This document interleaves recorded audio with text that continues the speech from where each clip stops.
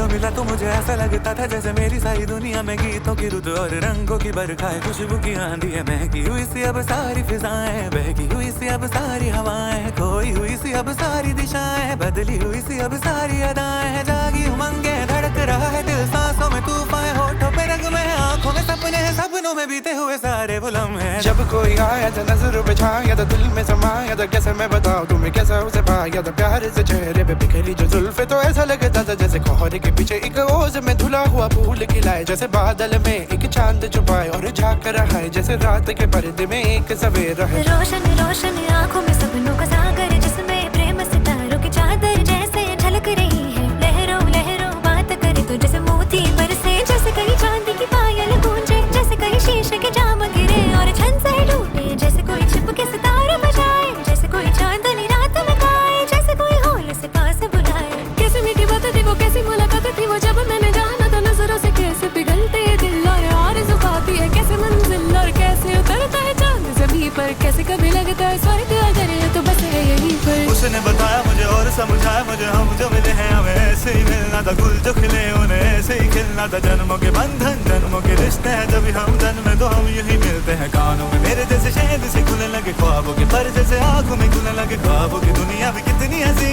और कैसी रंगी थी, ख्वाबों की दुनिया जो कहने की थी पर कहीं भी नहीं थी। ख्वाब जो टूटे मेरे, आँख जो खुली मेरी, होश जो आया मुझे, मैंने देखा मैंने जाना वो जो कभी आया था, नजरों पे छाया था, दिल में समाया था, जा भी चुका